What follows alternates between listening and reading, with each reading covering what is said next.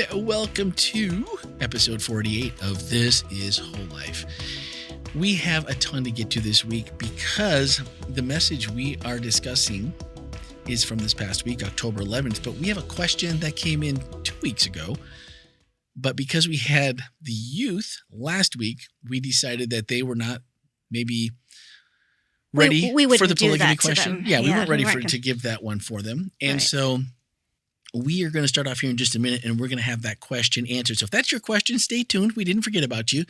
Ken's going to go after it, and then he might need some backup from Melanie, and Lucas and I are just waiting on bated breath to hear how this goes. So that's going to be our contribution to that portion of it. If you are joining us for the first time, This is Whole Life happens here from the Whole Life Church in Orlando, Florida every week. And what we'd really like is to hear what you have to say. 407-965-1607 leaves a voicemail or a text message, or podcast at wholelife.church. And that way we have your voice as a part of that conversation. And so this week, I'll get us into where we're headed, and then we'll hit that question. So as always, and I'm going to start with Melanie across the table, since it was her message this week that we're going to be discussing. So welcome, Melanie. Thank you. Right across the table is Ken Wetmore, our lead pastor, Lucas, our assistant communication director, right next to me, and then here I am, Randy. So welcome aboard. We're going to be talking about Jesus and justice. And the name of the message was Hanging on Every Word. So we're going to get to that in just a minute. But first, we had an email, again, 2 weeks ago, on our message about polygamy. And that was a Ken message. And so Ken has the question in front of him, and he's ready to... You want me just to read the whole question and then... Yeah, go for it. Do it? Okay. Yeah. All right, so from Anonymous, can polygamy be traced to nomadic culture and monogamy to agrarian society? When the Israelite people wandered in the Sinai Peninsula, there was a transformation to an agrarian society from slavery, and before that, when they entered into Egypt from a semi-nomadic husbandry group of farmers. Abraham and Jacob were a combination of nomads and husbandry-style culture. The Code of Hammurabi ruled in an agrarian society centuries before Abraham and Moses. Babylon, Persia, and Assyria was the epicenter of the great rivers. Tigris and Euphrates, where the agrarian society was born. Agrarian society tended toward monogamy, and adultery was a perversion. When Jesus lived in Israel, monogamy was prevalent. Adultery was treated harshly, but he was compassionate to sinners, especially when they repented.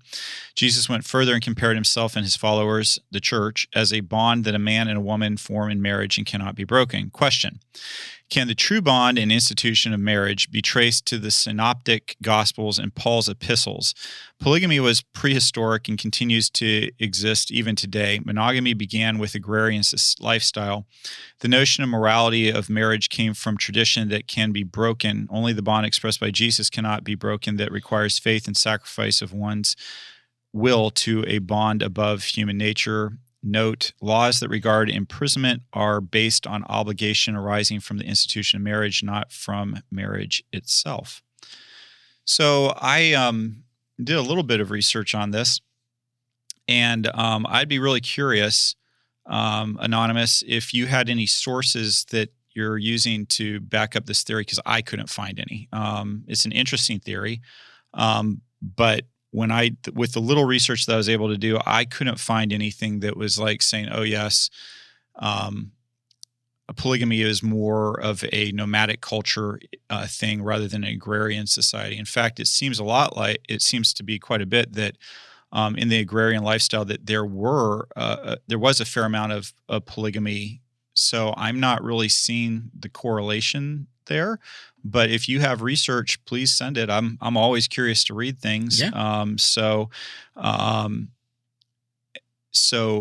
if you're asking if I think that polygamy or monogamy is traced to Paul's epistles and the Gospels, I don't think so, because and Melanie, this is where I could use somebody with a little bit of biblical scholar to make sure I'm correct on this, but by the most generous dating standards, Genesis was written far before the Synoptic Gospels. Am I correct on that?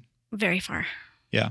Yes. And so in Genesis, the Bible starts off with a monogamous couple with Adam and Eve. It continues on, and in fact, in Genesis, there is a mention of polygamy prior to the flood, and it's mentioned in a way that insinuates that it's not good. It's part of polygamy. Kind of begins in Cain's lineage, I do believe, and so it's kind of, the Bible doesn't explicitly say it's bad, but it kind of frames it in that context where the first mention of polygamy is put. And again, if polygamy was considered by the Old Testament to be a really good thing, it seems like all the stories that it takes place in would have better endings. If the writers or God were trying to say, "Hey, polygamy, that's okay back here." So when you get to the Gospels, what I think you're seeing is Jesus just kind of going back to what he originally said in Genesis, which is Adam and Eve, husband, wife, monogamy being the ideal that's supposed to be there. So I feel like Paul and the synoptic writers are not really introducing something new. They're kind of reinforcing what the Bible was originally trying to say. Hey, this is the better way. So there you go. That's my two cents on that. Excellent. Anybody else? But again, if Anonymous has other sources, I'm always curious.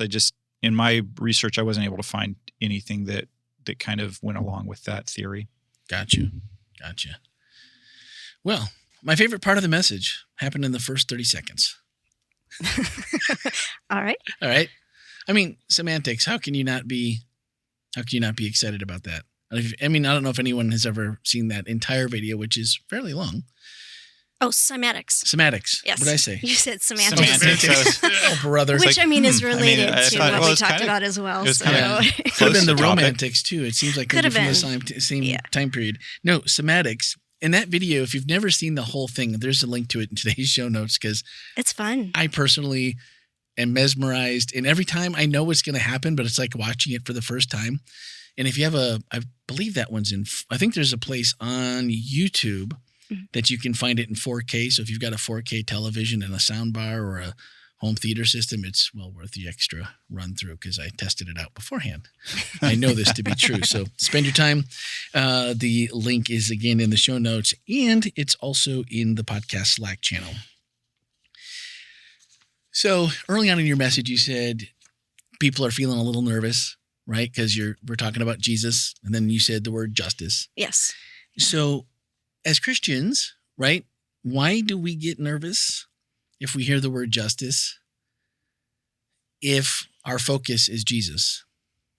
Why is that? That's a great question, especially since it seems to be a word that God likes a lot. But I think what happens today is that justice has taken on a lot of baggage. So there are some words that kind of come preloaded with feelings, and I think justice is one of those words. That's fair. It just seems like this should be something that, as you got towards the end, I don't want to skip ahead too far, but words have power. We know that. Someone famous who I liked a lot said, "Words are weapons, sharper than knives." So makes you wonder how the other half dies, but you can look that up later.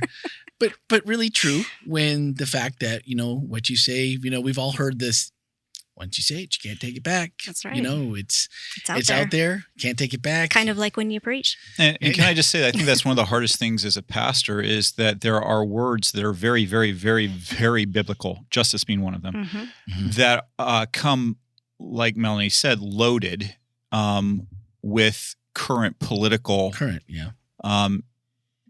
terminology. And so I think that's the difficulty as a pastor when you're going to preach on a topic that that word is associated with a particular ideology or political party.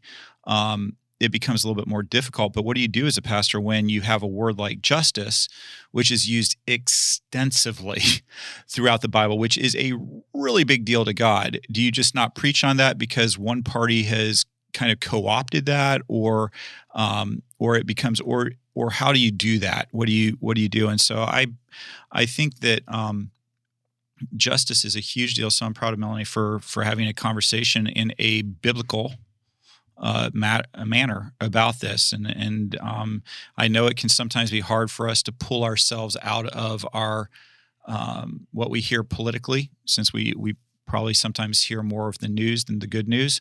But I think if you could pull yourself back, you can really learn some important biblical concepts when it comes to this particular word and the way it's used throughout the Bible.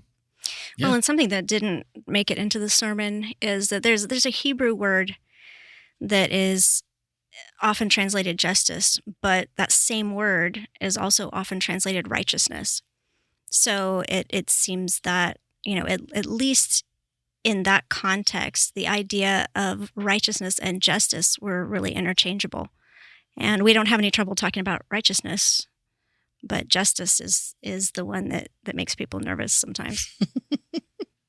Well, it wouldn't make somebody nervous if they, for their 12th birthday, got a dictionary For Christmas. and a bonus thesaurus and word finder combo That they had Man. asked for. that they Yes. begged for. This brings so much into focus. And I just, It all makes sense now, doesn't it all starts to make I sense. often wonder when I get emails from Melanie, where did you find that word? And So, supercalifragilisticexpialidocious, was that the word you said? That was really close. Almost. Really How close was I? Tell- you say it now. There were some of the same letters. Pneumoultravulcanosis. Ooh, very nice. What? Very nice. Did you get it right? do it one No. more time, Lucas. We want to hear Come it. on. No, one isn't. All right. Now, in the edit right now, I'm going to go and slow down. Pneumoneutravolcanosis. Yeah, go ahead and stick with that first one. Yeah, that was probably closer. So what was the word? Pneumono ultra microscopic silicovolcanoconiosis. Yes, yeah, got it right. Yeah, It's very close. Very close. Nailed it, Lucas. I'm the only one in here who's not even going to pretend. I was going to give it a whirl, and then I tried 4 or 5 times, and it was just a bunch of... I finally spit in the garbage can and was like, nope, can't make this happen. Can't do it. So I'd never heard of Jail Austin before, how to do things with words, performative utterances, DVAR, actions and deeds coming together. And I think Isaiah 55:11 was one of my favorite things that you said, that verse. The word that goes out will not return empty to me, but it will accomplish the purpose for which I sent it. Yeah. And if that one, let's not even talk about everything else you said, but if that is how you're framing the person that you have a relationship with, your mentor, the person you most strive to be like as a Christian, if it really is the words that you're putting out there that goes out, they're not going to return empty, but it will accomplish the purpose for which I sent it. That's a pretty powerful bar to go, oof.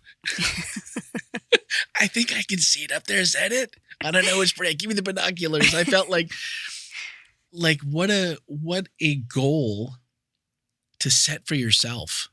Right. To do that, like every day, just thinking about how many words do we say that have, whatever. It's just conversation. It's polite talk. It's. Well, and I think that there are different pressure levels to words, which is why leading up to this week, I spent a lot of time just, meditating and thinking and praying, because I think it's in James where it says something like, if someone is going to stand up and speak, they better do it with the same kind of awareness of responsibility as though you're speaking the words of God. Not saying that my words are the words of God. Please let me just put that out there. No. Asterisk, Just in glowing case. neon. I'm not saying that my words are the words. Yeah, but But the responsibility level. everybody who gets into a pulpit is speaking on behalf of God. Mm-hmm. Yeah. And so that's a very serious thing to think about. Yeah. I thought that how you used the beginning, the word was already in existence, and the power of that, and then the crippled man by the pool of Bethesda. That one, I just kind of paraphrased it, but you can think about it. But please don't miss the message, because in that description, if you ever you just want the hair on your arms to stand up when you stop and think about the power of God's word Mm-hmm. and the power that words have. And if sound has movement and meaning, then words have to. Right. This isn't a question. This has to be. And when you just literally you're literally transforming the words, the power, like ligaments and muscle and flesh and bone and things and mind that goes, I can't do it. I know I can't do it because it's hasn't happened for 40 years. Mm-hmm. And then to think about that person, what do they feel by those words? Yeah. And that's another one. It just makes the hair on my arms just stand up, because it really puts the whole message into perspective of how powerful it is. And I'm not even going to say probably, I know that we don't give our words, and I don't think we give God's words that kind of power or thought to the actual impact. Well, oh yeah, we know he has power. He's the creator. He made us. He did all this. Mm-hmm. But the feeling and the power, that's part of it. I think that's the part that maybe if you weren't paying attention, you'd miss, but maybe also explains so much that you don't often think of. That just kind of threw me after that part, I had to stop and kind of wrap my mind around. It's weird.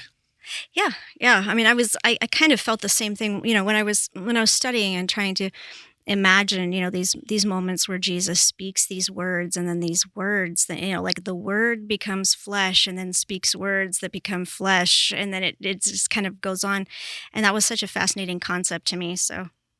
Well, and just that you mentioned the words interacting with flesh across the Bible. Now you have a picture of God across the Bible. And if you start thinking of it through this lens, and that's why the opening video was so powerful, when you see something that and maybe I'm sure there's physics majors or, PhDs, yes. people out there that know that this is true. Mm-hmm.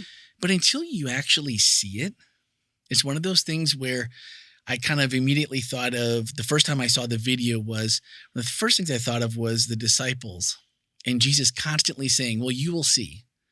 And then you did see, but you still don't believe. And always well, man, I didn't know it worked that way. I mean, who knew that you could put, the salt and it would show you, or sugar or whatever he's using on those discs, and then watching the sound, and then watching the water turn into a perfect curl as it flows, and all these different things. And it makes me wonder, how much don't we get? Exactly. How much do we not see? And do we not know? Yeah. And do we not know that? And we don't even know we're supposed to know, or that we're supposed to ask to know, or think to know. That's to me the scary part. What do we do with that? Because that to me is scary. I think that's kind of what makes the mysteries of life so intriguing, because there's so much of that, and we start talking about quantum physics and all that kind of stuff, and it just it makes your mind bend. Yeah, it's especially if it's not your wheelhouse, it's not your world that you live in, and then you immediately brought us back to reality with, if our words became flesh, would we want them dwelling among us? Would we be delighted, or would we be horrified of what we created? Yeah. And then you stop to think to yourself, I mean, I don't know about you, but for me, it's immediately things maybe that should have been said better, should have been said kinder, should have been said not at all. Right. I mean, right, things like, oh man, if we could have just reeled that last sentence back in, where did that one come from? That was just a run on. And was that outside voice? Crud, I can't take this back. And maybe that's the thing that, if you're being honest, and it, kind of stinks being honest sometimes, honestly, about would we be excited about it? Or would we, if we saw the power that it truly had? That's the other part. I think it doesn't affect me, so it shouldn't affect you. Yeah. We're all the same, right? Well, I think a lot of times we don't realize the power of not only speaking the word, but the way that we inscribe words on other people's flesh in terms of the way that we categorize people and the way that we, this idea of a self-fulfilling prophecy, where if someone believes or is told something again and again and again, and they become that. And so we have the power to inscribe words on other people, and those words then can become prophetic in that person's development or experience. So there's so many different ways that words are powerful. And probably way too often they're said with really good intent, and I would hope, right? But not always. Sometimes people intend to inflict damage. That's true. And so that happens as well. Well, clearly you talked about, how different words that were brought into the vernacular of the day, whether it was white and, the eugenics and all these different ways where people are meant to, and it's always the two-sided where, well, of course you're one of us, on this side, but on the other side, it's like, no, you're not really one of us. Yeah.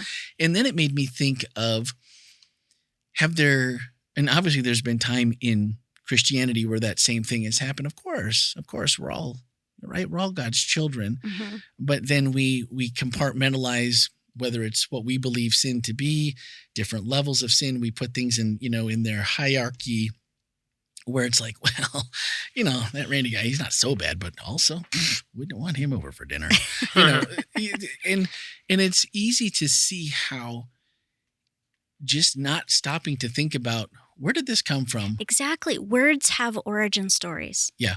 Which is also fascinating. This is why I was so interested in peeling apart this metaphor and stretching it and seeing how far it could go, because we forget sometimes that words that we use all the time in particular ways, it just seems like it's always been that way eternally, and it's not. That it had an origin. Well, guys, if you'd have been in the studio on Friday afternoon, this is before Red Rock's concert, and by the way, if you missed that, wow, did you guys miss out on something crazy? That was very cool.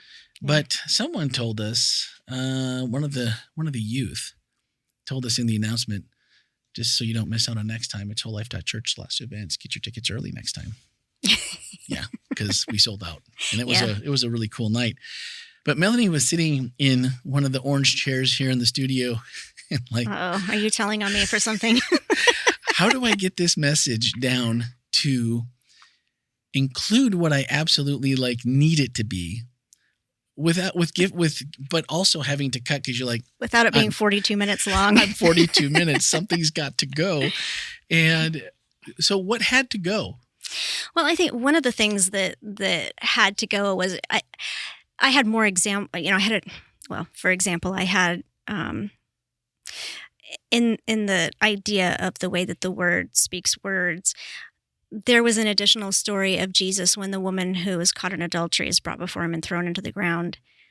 And they ask him, well, the law of Moses says she should be stoned. Yeah. What do you say? And Jesus doesn't speak words at that moment, but he kneels down and starts writing words in the sand. And that was a fascinating picture to me as well of the word, writing the words, not even having to speak the word, but even just writing it. And all of a sudden, all these people that brought her to Jesus scatter. Powerful people in some cases, right? And it's so interesting because we don't know what those words were, but we know that there were words, and the words were so powerful that it made people leave. Well, and I think that maybe the part that I don't know, I didn't hear you say it in word, but I think I heard it overall. And I think in delivery is a ton of it, because you said ice, right? And right now that's a super hot topic. I like what you did there, Randy. Yeah.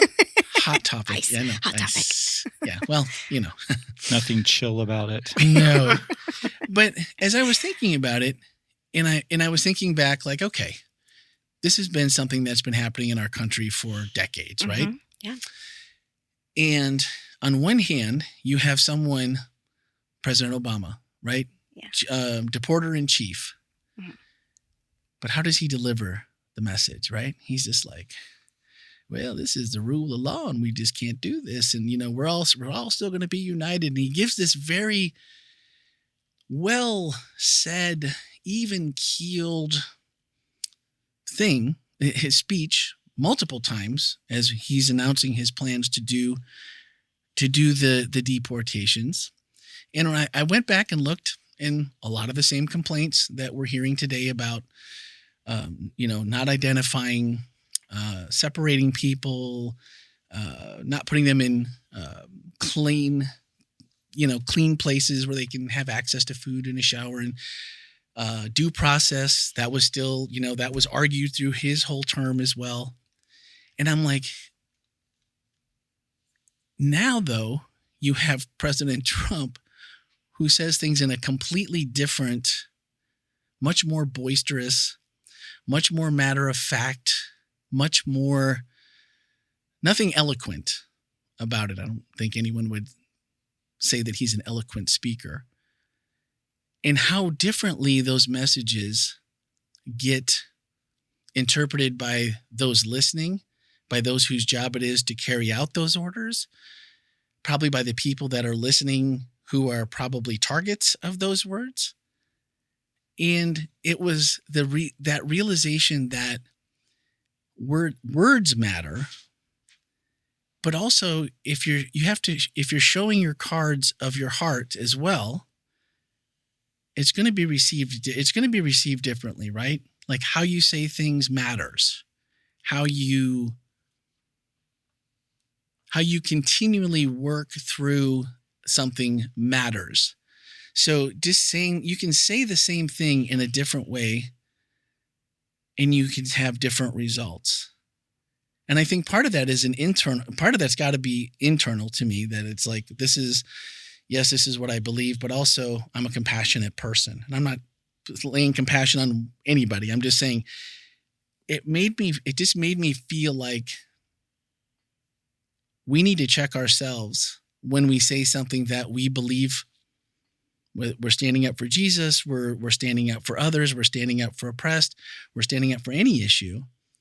Where is it coming from in our heart? And can we actually say it in a way that isn't hurtful, purposefully, and it's kind, and it leaves room for, I'd like to hear what you have to say. And you're looking to Jesus, like you said, as the one that starts it, he ends it. It's who we stand up for. Then it should bring us into more conversations where we can disagree. We can agree on parts. We can agree without having to agree 100% and still go, I still think that you're pretty awesome and we can be friends. And maybe we have a chance to do something else together, or still find that the common ground. And if the common ground is Jesus, amen. Right. But, Sure. But so much of it, I just really feel like so much of it is how we say it, or how someone receives, which has everything to do with how we say it, I think. Yeah, that's interesting. I think how we say things matters. You said a whole lot just now, so I don't even know where to begin to to respond to that. So I'll respond No, it was hard to put to the end. Yeah, no, for sure.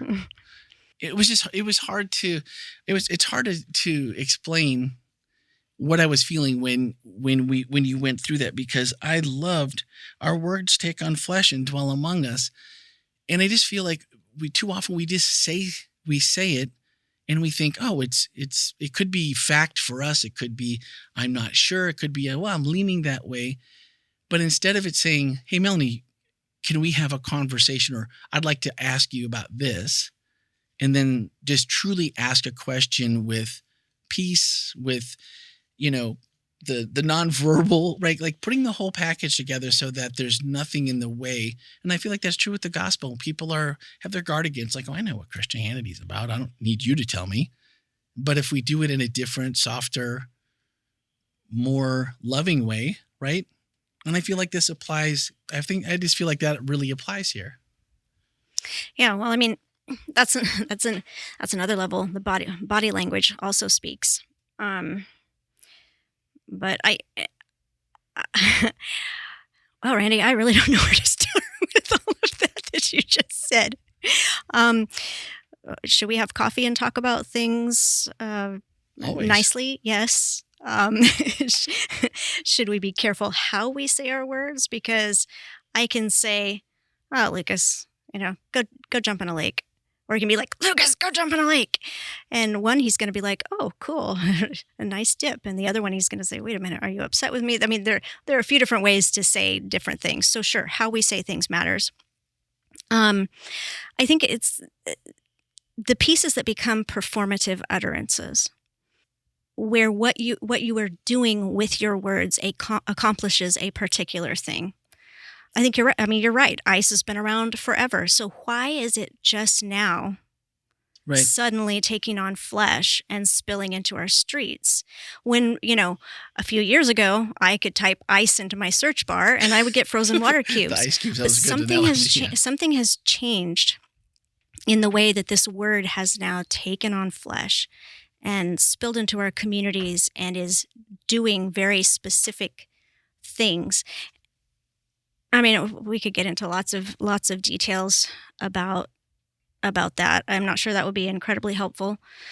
But I think that's a question we have to ask ourselves. Why is this suddenly taking on flesh? And why is it doing what it is doing? What is the point? What is the purpose? What is it accomplishing? How is it changing our world? Yeah. Mr. Gorbachev, tear down this wall. That was great. Yeah. Remember where you were? I do remember where I was. Yeah. Yep. Isn't that crazy? That was pretty wild. And you see the people immediately, well, not immediately, but once it wasn't that long after he started, I was going to look that up because I think it was the Bush administration. Yeah. You got people out with the concrete saws and the walls falling, and you're thinking to yourself, please don't get crushed underneath you. I think that's another thing, though. Reagan said those words, but I think there was a gap of at least 2 to 3, 4 years before that actually happened. Yeah. And so sometimes words take a while to galvanize and to change things. And but I mean, what a powerful phrase, right? Yeah. What a powerful phrase that genuinely did take on flesh, and really changed the world as we know it. For those of us who are old enough to remember that wall coming down, it changed everything about our world up to that point. If you're, I think with the exception of Lucas, the three of us probably all grew up with the idea of nuclear war being a pretty likely scenario, to the point that you practiced the drills in school where you got underneath your desk like that really somehow was going to that was going to keep save you the somehow radiation from poisoning. being. I remember even as a small child being like, I just don't feel like this is going to help. I mean, I don't know. I mean, is there a basement somewhere? Or it was a distraction. It was something to distract you. It just made you feel like you were doing something, I guess. But I remember when that wall came down thinking, wow, what are we afraid of now? Like, up to that point, it was the U.S., it was the big bad USSR coming to, take away the American way of life. And it didn't take long, though, for us to fill the void in. With something else. With something else. It was 9/11 comes along, and that completely changes our world. And that's actually where ICE actually begins, is in 2001 in response to what happened. The federal government realigned the way that it was dealing with immigration because of the issues that had allowed 9/11 to happen. And now I'm talking off the top of my head, so I hope my historical facts are correct, but I do believe I'm right on this. And so you have this whole reshifting now, and now we moved from the USSR being the thing that galvanized us in some ways to the terrorism and specifically Islamic terrorism, right? I've had some friends in the Muslim community who talked about how hard that time period was for them. Yeah. As people who loved America and who were horrified to see what happened in New York, and the way that they were treated immediately after that. And like I said, people who loved America, who did not want that to happen, who were practicing their religion in a different way than the people who brought the towers down were, and how hard that was on them. And, it's very easy because for me, I grew up in Western North Carolina. There weren't a whole lot of Muslims in that community. In fact, I think I had 0 Muslim friends up until I probably got into adulthood. And when you don't have very many friends of a certain group, it becomes very easy to demonize that group because you don't know them and you just go ahead and assume the things that are being said. But then you get to know people and you're like, well, wait a minute, this, this doesn't fit. There may be people of that group that are a certain way, but that's not my friend. My friend's not that way. Don't treat my friend badly. Absolutely. And so it seems to me that as human beings throughout the ages, we've always needed a boogeyman, somebody that we could rally around, that this is the bad person, and we can all agree on that. Or if we don't all agree on it, we can divide ourselves into those who agree and those who disagree on it. And to Melanie's point at the end of the sermon, what happens then is that we become divided. And there are people who exploit that throughout history. And you can make your own decisions on who those people are. But it is worth looking at who benefits from division. And when you're being asked to hate a certain group of people or look at them poorly, who benefits from that? Who is coming off a winner from that? And just asking yourself those questions, because throughout time, leaders from all kinds of different political parties and thought groups and truly all have sinned and fallen short of the glory of God here, okay? Yeah. People from all parties and nations this is not a specific thing to us right now, that people from all over have always used this tool of creating us versus them. Yeah. And when they want something, and it's a powerful tool because we will fall into it. And that's why it's really worth doing your own research, asking yourself, what does the Bible say about this particular topic? And can I just say that is one of the difficulties of being of preaching, is that people read, sometimes people read things into what you're saying. They read political ideology into it. They read something into it and you know what? And I'm willing to say, perhaps there are biases that I have that do wind up in my preaching. In fact, I feel quite certain that that's the fact, and as much as I don't want it to. But most of the people who preach that I know are really genuinely trying to just tell what they think the Bible is trying to say and the principles that will make life better. And sometimes it gets very difficult when you take like a word like justice that's used prolifically throughout the Bible, and loving your neighbor as yourself. And when we're told, oh, well, you're just this party because you think this. Well, no. To Melanie's point, I am conservative insofar as conservatives are following the Bible, and I am liberal. If we're going to throw these the most the terms right now, I am conservative. I am liberal insofar as the Bible supports it. Yeah, and we all have the biases that lead us maybe to drift towards one side or the other. I grew up in an incredibly conservative community. I mean, me too. Like I don't know that I had Democrat friends growing up. We grew up incredibly conservative. I, through college, listened to Rush Limbaugh religiously into my first jobs when I worked in talk radio. My point is, we all have the things that influence and shade the world that we live in. And then sometimes as we get acquainted and get to know more people in our world, it opens up our eyes to other aspects of seeing things. And for me, part of that was a conversation, I've talked about it many a time, with some of my African American pastor friends in Nashville. We started a group that called Imagine Nashville, which was during the some of the turbulent times in 2019, 2020, a bunch of pastors said, hey, we're not going to be divided. We're going to get together and we're actually going to try to talk to each other across some of the divides that we see politically, across some of the divides that we see racially. Let's have some conversations. And those conversations have had a major shaping on my life, because being able to see it through my friends' eyes, people that I know, people that I love, doesn't mean I always agreed with their ideology or they changed me. I'd like to think there are things that I said that had an impact and an influence on them as well, to see things through the lens that I'm seeing it through too. But when you start seeing that people are genuinely trying to do what they think is God honoring the most, rather than saying, oh, you're just this or you're just that, to throw in a super, well, no, I won't do that.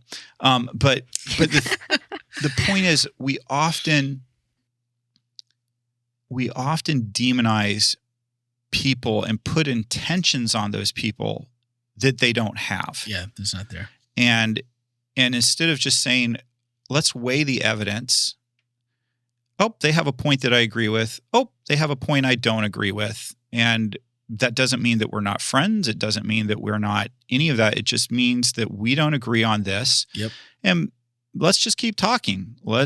Because we don't need less of each other in life. We probably actually need, when we disagree, we probably need more of each other. Yeah. Not less.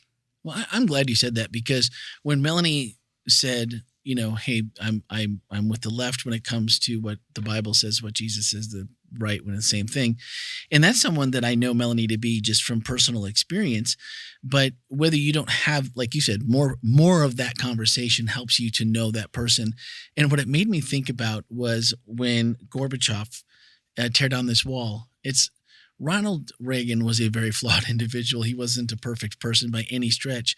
But the one thing that I always appreciated was he had a gentle way about him that usually prevailed.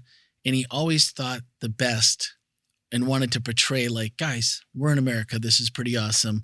And you should think it's awesome too. There are a lot of problems. We have lettuce, but he always had an upbeat attitude for that. And, kind of speaking about Obama before, he had the way of speaking that would usually just kind of let people fall into line with whatever he was saying. And it made me think of Sergeant Lundy that we met last week at OPD at the luncheon. If you saw Ken's 60th this week, it was from right outside OPD headquarters downtown. And we met with Sergeant Lundy at our table for how long? Actually, when they see 60-ish this week. Is it this week that one's for? Yeah. Yeah. Oh, I'm messed up on the weeks. That's right. We did it. You did it well, in advance. Here you go, podcasters. You are getting a little inside information. Sometimes Ken shoots his videos a week ahead of time. If I'm at a certain place where I'm like, ooh, this would be a fun spot or whatever. And because last week I was at the OPD thing, but a couple days before I said, oh, I want to do my 60-ish there. And Lucas is like, I really kind of need your video sooner than that for this week. So I actually did 2 videos last week. I said, what right. announcements are for next week? So yeah, I actually shot. So be paying attention for 60-ish and you'll see me. It's actually, I shouldn't downplay it, but it's just me with the police department behind me. Because we forgot to do it while we were inside. It was a better visual where I didn't have to ask everybody for permission to be in my video. Well, that's true too. There we go. But Sergeant Lundy had an aura about him that was positive, smiling. And he's like, look, we don't get to police left or right. He's like, everyone gets policed the same. And he's like, that's not true everywhere you go. But here, he's like, we have training, and this is what we do. And I'm thinking of other local municipalities that could probably stand to send some of their people up to or down to or side to side or whatever to OPD and take some of their training. But if you've ever been pulled over by OPD, it was, at least I have, it's been a pleasure Are comparative. you admitting to something? Yeah, within hours of arriving in Florida, pulled up to A welcome wagon. There is no such thing. It's nearly impossible in Wisconsin to find a no turn on red. It's not. I mean, maybe a little bit more than it used to be, but it wasn't a thing. I don't know. Pulled up to the intersection, flipped on the blinker, nobody coming. Took a right onto 1792 off of. I don't remember where we were going. Off of Lee Road, and didn't even make it 100 yards down the road. And I did get a ticket, but it was that I almost wanted to thank her and give her a tip. She was. Well, I'm sure you were welcome to do that if you wanted to. I'm sure I was, but I think they call those bribes. Yeah, well, you call it whatever you want. You just put a little extra money into the benevolent That's right. association. But what his point was that it doesn't happen by accident. The way he talked to us wasn't by accident. Going back to what we were talking about earlier. And can I just say, I just want to jump on this for just a it. second, even though it's a little off topic. I love the Orlando Police Department. Yeah. I have lived in a lot of different places, and they are the best police department I have been around. They are just phenomenal. They reach out to us as faith leaders and have real conversations with us. They don't just want just the good input. They want to hear back from us. The encounters that we've had with OPD have been phenomenal. I'm sure not everybody has a great experience out there with OPD, and you can send your email and tell us why. But I've been in a lot of different places, and the professionalism of the Orlando Police Department to me is top notch. And I think it's just I think police are one of those professions that don't always get the appreciation that they deserve. And particularly, in a place like this where they're doing such a good job with, you think the size of Orlando, but then you have to remember that I think they said 70 million people come through the airport a year, something like that. And it's triple digits. It's over 100 million that come to Disney, travel. So planes, I may even be way under, which would be really unusual for me. But my point is, there's a lot of people that come through here. So they're not just policing a regular community. This is a major tourism spot. And so just kudos to them. And if you'll hear it in my 60-ish, but crime this year is down by, I think, 20% over last year at this time. And what's even better is its violent crimes are significantly down too. I think it was even more than and 20. they're placing an emphasis on that. So just kudos to the police department and the folks out there who are protecting us, and just, huge appreciation to them. I just appreciated the way that he engaged the group that had difficult questions. Yep. And there was a point where I was like, oh, maybe I should. He's like, no, say it. Say it. Yeah. Say it out loud. Go ahead and ask. And he did everything with a smile on his face, a cool, calm demeanor. And I'm going back to that, how you say things immediately puts people at peace. Yep. It can put them at peace. It can put them off guard and fight or flight. It can do all those things. And it made me think of, as you were preaching, it just made me think of him. I sent him an email just going hey, man, we just really appreciated the way you took care of us and the way that you do what you do. And it just thinking if we were all a little bit more that way when we were maybe just interacting on a daily basis, there's some good advice and some good leadership there. The last thing before we get to questions, and we had a couple of emails, Melanie said, the Lord said to him, who gives speech to mortals? Now go, and I will be with your mouth and teach you what you are to speak. That's Exodus 4:11 and 12. And I was like, well, if there's a better way to know who's in charge of speech and who's going to give me words, it would be the word. #please Jesus. Thank you. Before that. So we had a couple of emails. We'll go over those really quick. We had someone named Jack. Congratulations to Melanie. Like Paul and the prophets, she struck light on the concept. I think that was, I'm not sure what other word to put there. On the concept of performative words that instigate bias, apathy, among other vicissitudes in modern times as they in their area. Jack, vicissitudes, thank you very much. I was excited to see a big word that I knew. Appreciate that. Thank you. And I was able to pronounce. So there you go. And nicely done, Randy, as well. Yeah, well, even a crazy squirrel gets a nut once in a while. Let's see. All right. By the way, if you ever hear us use a really obscure word on podcast, it's probably because we decided on a word ahead of time from my vocabulary flashcards and have a contest to see who can use it legitimately first. And the most often, yes. We need to start putting those on the door again. Just so I have, now that I'm not The word of the week. Yeah, now that I'm not next door to you anymore, it's like before I was like, hey, where's that word? Because I need to enrich my word power. Reader's Digest, where are you? That's what I need. Okay, so this one was from someone, and we actually heard from someone a couple of weeks ago about political figures stopping and considering who we can agree with and with different things in a more calm way to approach. And this week, they said, the sermon this week left me uneasy. As a Christian who's conservative, I have to ask, for clarification on the stance of Whole Life Church. Had similar references been made, ICE and others, or jokes made, Tylenol, about LGBTQ plus or others, would they have had the same reaction? Words are active, and in the context of the current climate in our country, I was left wondering if Whole Life was a safe place for everyone. I believe we can be called to compassion without taking shots at the others. I was disappointed when an amazing sermon seemed to go off track by taking a side in politics. Oh, thank you for the response. Really, I think I agree.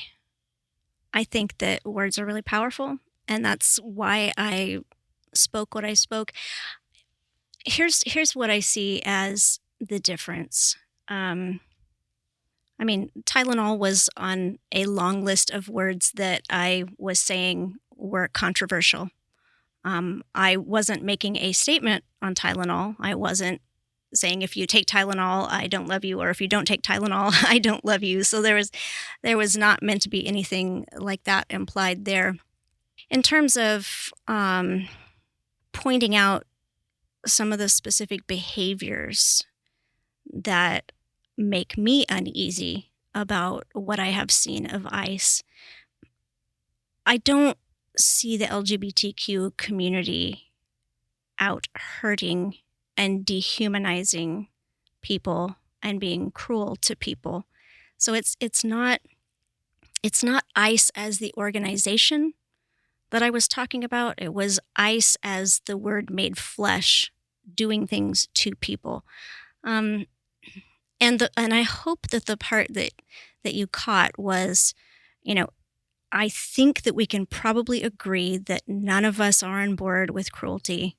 None of us are on board with dehumanization. Hopefully. We can argue back and forth about where we think, what role ICE should play in our community, what our borders should look like. I feel like there's lots of room for conversation there.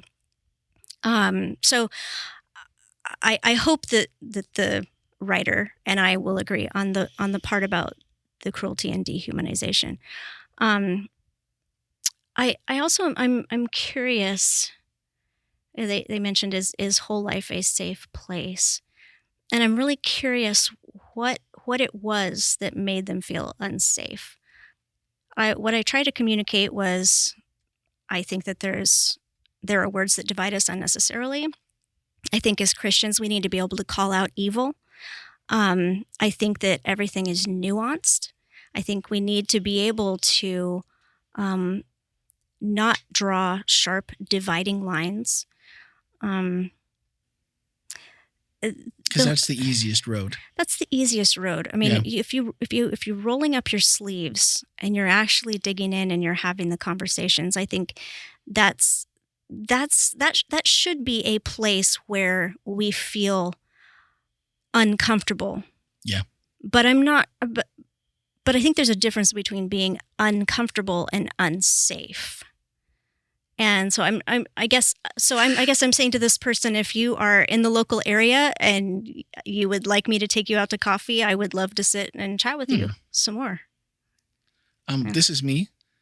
Okay, Randy, thank you. I will be taking you to coffee. Because if you're taking me out for coffee. Was that your email? I did. No, it was not. I'm sorry. No, but no, that's a great opportunity. So, I hope that if there's questions that, that didn't answer, that would be something that would be agreeable to both sit down and just like, hey, what do we?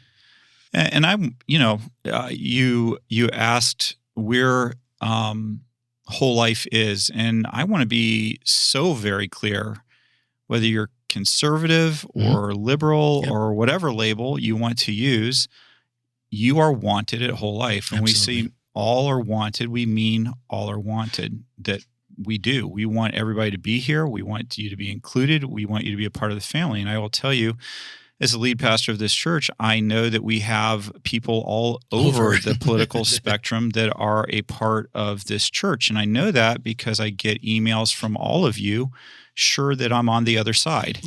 And so I know that some of that's going to blow your mind. How could you possibly think that Ken is right? And then I can introduce you to somebody who thinks that I am. And that's okay. That's part of public life, is part of whatever. Sure. And I think it's very easy for people to hear a biblical stance as a political stance. And I would also really be willing to admit that there may be times where my politics do come through on some things. Maybe they do. But what I want you also to know is, remember what I said a little bit earlier in this conversation that we're having on podcast. I grew up in an incredibly conservative household. I grew up in an incredibly conservative community. And I was willing to sit down with incredibly liberal people to hear their viewpoint later on in my life. And it has been to my benefit. Oh, absolutely. And so if you are concerned that I will not like you if you have a different viewpoint than the one that I have,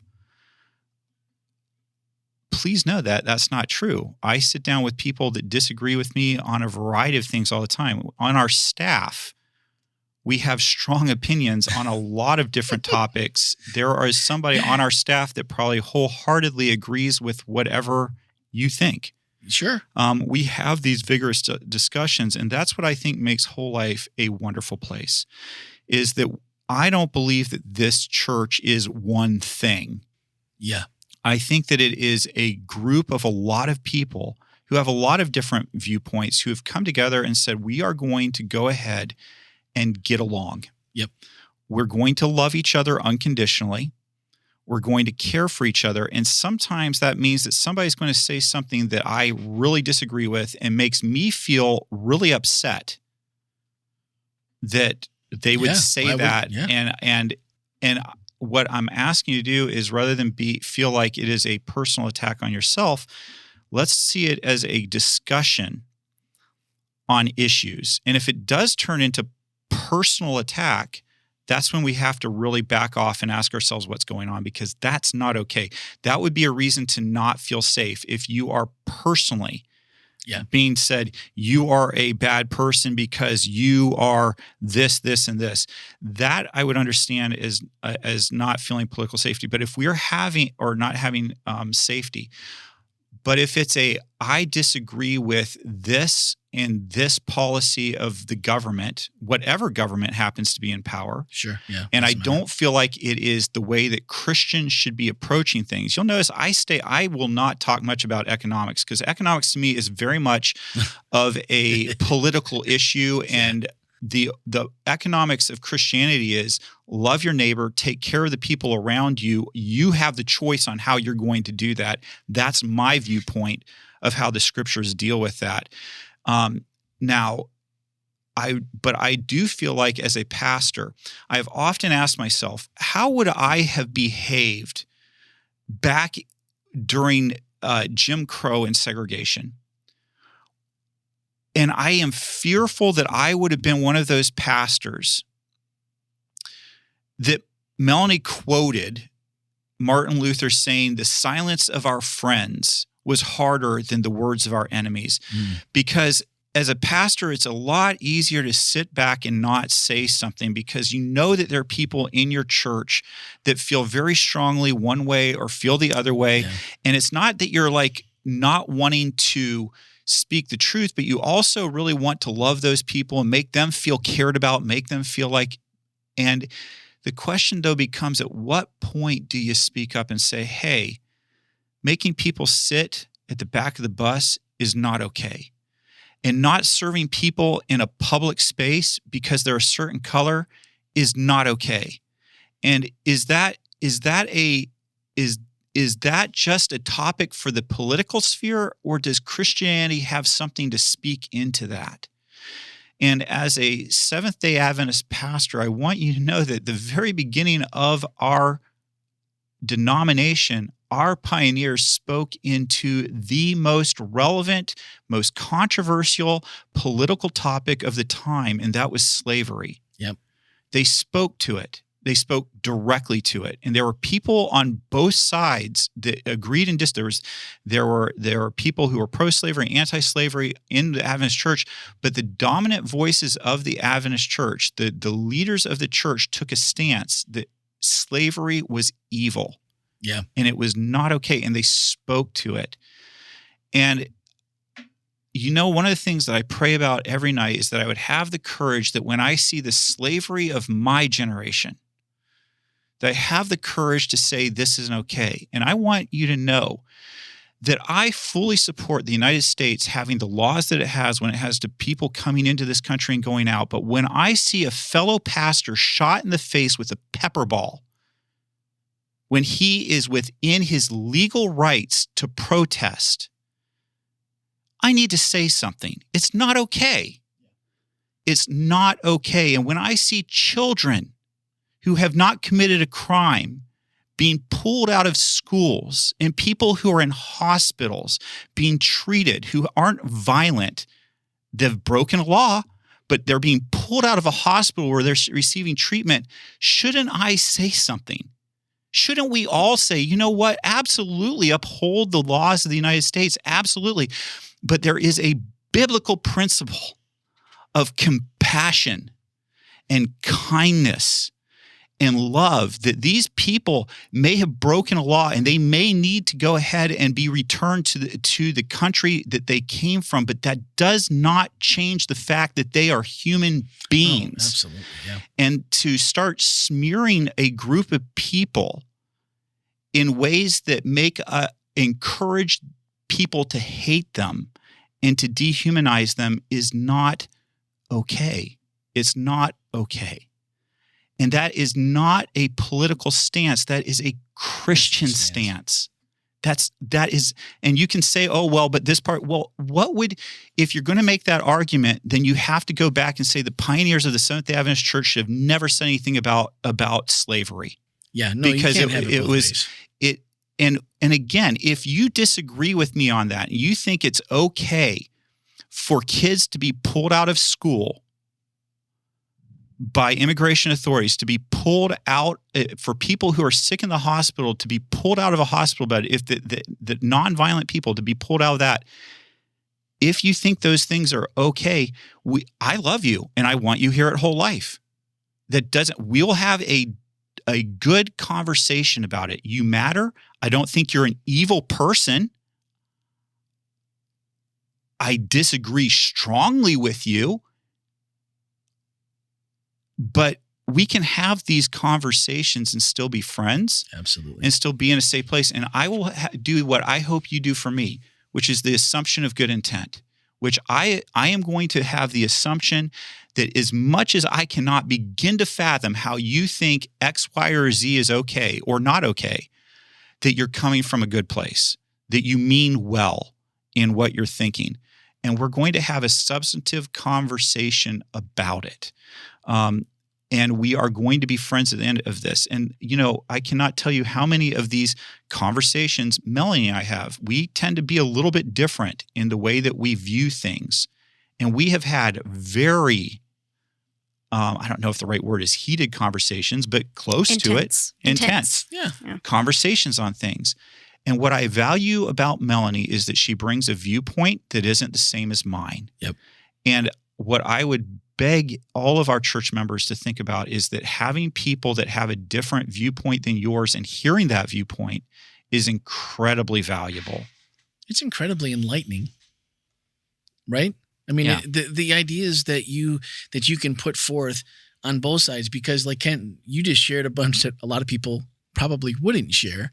To say like, well, I was raised this way and I was very conservative, Yeah. and not today- everybody wants yeah. to talk about it because they're afraid of how they'll be You're labeled. You're going to get put into a box and say, oh, you're this way or you're that way or you think that way. I don't. And for me, I truly believe that I am not Republican. I am not Democrat. I am not Antifa. I am not MAGA. I just want to do what Jesus wants me to do. And I just want to treat people in the world around me the way that Jesus wants me to treat them. And I'm not about the kingdoms of this world. I am about the kingdom of Jesus.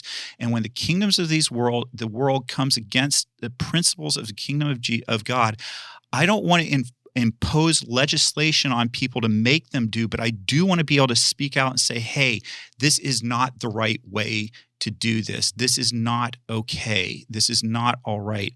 And I know that there'll be people listening to say, well, why don't you speak out on this topic? Or why don't you speak out on that topic? If, I feel like you're just tending to speak out on one side or the other side of those topics. And all I can tell you is every week I pray about what God is wanting me to talk about.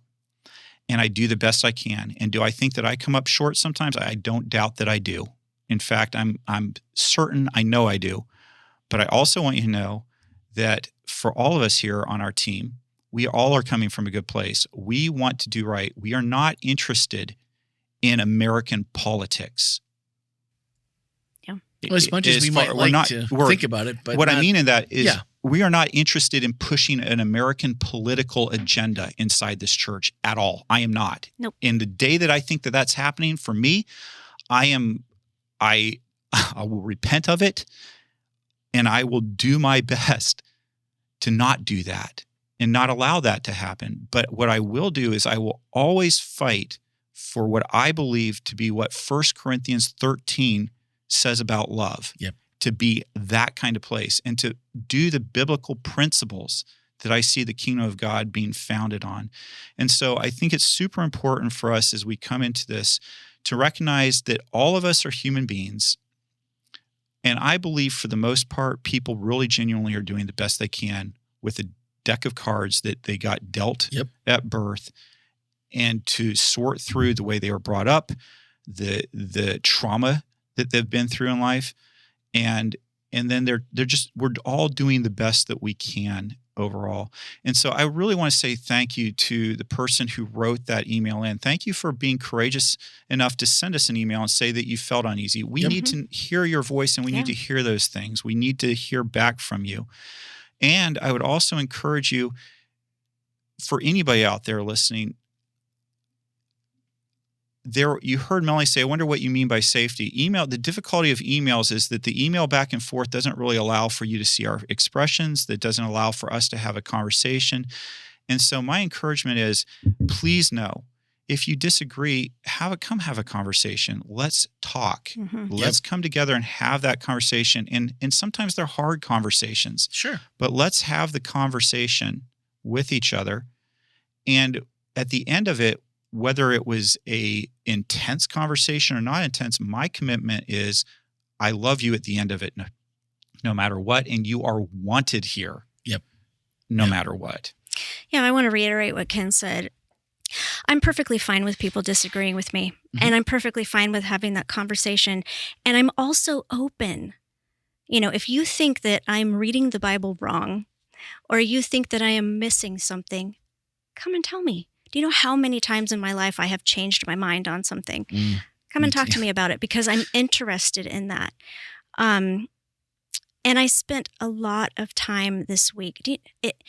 I'm going to be honest with you. This was not a fun sermon for me to preach. It wasn't. I wasn't particularly enjoying myself. She wasn't excited. Friday afternoon, trust me, that's what I was telling you earlier. It was like, where are we? Because we live in a polarized society where when you say anything, it draws people's wrath immediately. And I think that, but I do think, and this is what I was convicted on, there comes a point where you have to stop preaching and start prophesying. And this felt like that moment. And so what I laid before you wasn't something that I just, was super excited to get up and try to push a particular agenda. That's not what it was about at all. That was a conviction in my heart that I cannot not say anything now. I have to talk. Absolutely. And so that's what that was about. That's what this whole series is about. And I also want to reiterate the fact that I'm still going to love you if I disagree with you. I would love it if you love me, even though you disagree with me. But I mean, that's optional. That's up to you. But I mean, yeah. I still hang out with Randy and Ken and Lucas, and we disagree all the time. So, well, not so much Lucas, because he's right most of the time. He agrees with me. Right. I agree with everything. Thank you so much. Did you make coffee today? Not yet, but after that, I feel and if we can just, the final thing, we need everybody at this church. Oh, absolutely. Whatever you are, you're needed here. And not only are you needed, you're wanted. Yep. All right, we're going to do something different because, guys, we are way over time. We're like hour and 12 here. Wow. So what we're going to do is we had some questions, and we had some really, really good questions. But I've noticed y'all straggling to get into that podcast Slack channel. Well, guess what? If you want to know how Melanie answered your question today, you're going to have to go to Slack. Oh. Because the questions and answers will be in Slack for you to have. And that's that. Okay. The next part, next week, you're back. And it is, sinners in the hands of an angry God. Is that how it's be? Or is it sinners in the hands of an angry God? Well, you'll just have to wait and find out. Oh, man. No. Ken, can you have her give us some? I cannot. Man. Well, I can tell you this much. We are going to have... I didn't come up with this title on my own.